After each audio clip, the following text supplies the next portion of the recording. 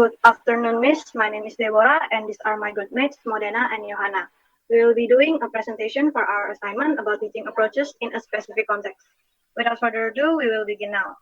So before getting into the teaching approach, I would like to talk about the context first. The teaching will take place in a rural area with little access to internet. There are 30 grade 8 students with Bahasa Indonesia as their first language and some can speak Japanese. They have low level of English proficiency and are unconfident about it. And they are not motivated to learn English because their previous teacher forced them to use English accurately. The topic of the lesson will be about future occupations, and the English skills we would like to teach are speaking and vocabulary, and the time for the lesson is 60 minutes. Now moving on to the teaching method. Based on the context, we would like to apply the communicative language teaching or the CLT method. This method of teaching focuses on using communication to learn the targeted language. So it focuses more on meaning and fluency rather than structure and accuracy. The goal of CLT is communicative competence with distant pronunciation, which is what we want to achieve out of using this method. Further reasons on why we pick the CLT method is because students in rural area need to know English words first, and then they can develop their English skill by the time they go up. Then students in rural area need to learn English from communication first, and then the accuracy can be followed and corrected by the teacher. They have to learn how to pronounce and how it is written first. Then in junior high school level, students usually know basic English and they are not completely not knowledgeable about English subject. But considering the students have low level proficiency of English and are unconfident about it, we would like to allow them to use their native language since CLT allows it. CLT also allows them to use translation tools, so we would want them to use it.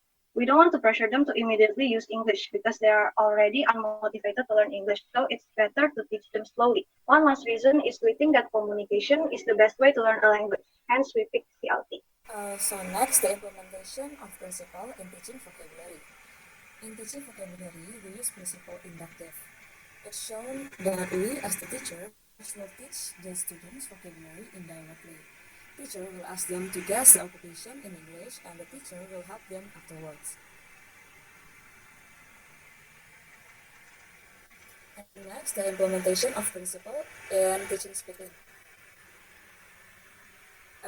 We use the implementation of principle first shown that the teacher provide guidance for students. It is shown when the teacher gives pictures and gives examples for the students to do their task.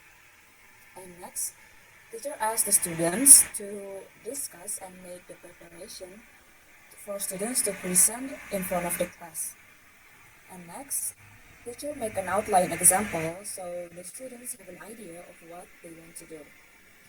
And at the very end, the teacher gives the students feedback as soon as correcting them right away will destroy their speaking.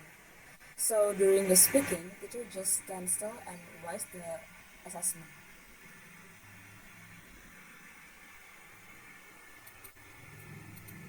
Next, we move on to step-by-step lesson stages. First is engage. In engage, we need more or less 10 minutes. To engage the students, teacher will show some occupation pictures in front of the class. And then students are asked to guess what the English of the occupation name and what else that they can say about that occupation. If they can't answer, they are allowed to answer it in Indonesian, and the teacher will help them to know the English name and describe it to the students. After that, the teacher will repeat the name and the students are asked to repeat it. And next study, we need more or less 20 minutes. First, the teacher will order the students to form a group of 6. The teacher will give each group one of the occupation pictures, and next the students are asked to describe the occupation given, including the information that determined by the teacher. For example, what they do, where do they work at, what kind of uniform they wear, and anything else they can fully edit. The teacher will give the students examples, so the students will have an idea of what will they make. The students are free to ask the teacher whether they have difficulties, so they can present it well. Each group will present this task in front of the class. And the last is activate. We need more or less 25 minutes for this. First, the teacher will randomly choose the order of groups that will presenting. each of groups will be given 5 minutes to present what they already discussed in the group.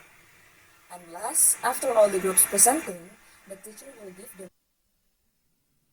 Finally, the samples of materials. So during Engage, the teacher will bring these pictures and show it in front of the class and let the students to guess what occupation they portray. The occupations in the picture are fireman, teacher, doctor, a farmer, and police.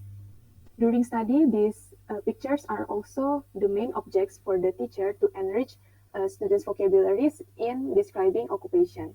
The teacher will refer a lot to these pictures, while the students have to pay attention in order to accomplish their upcoming group assignment.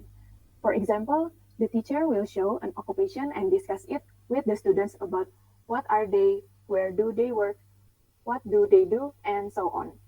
While asking, the teacher will also guide them how to answer the questions by giving unfinished sentences, such as he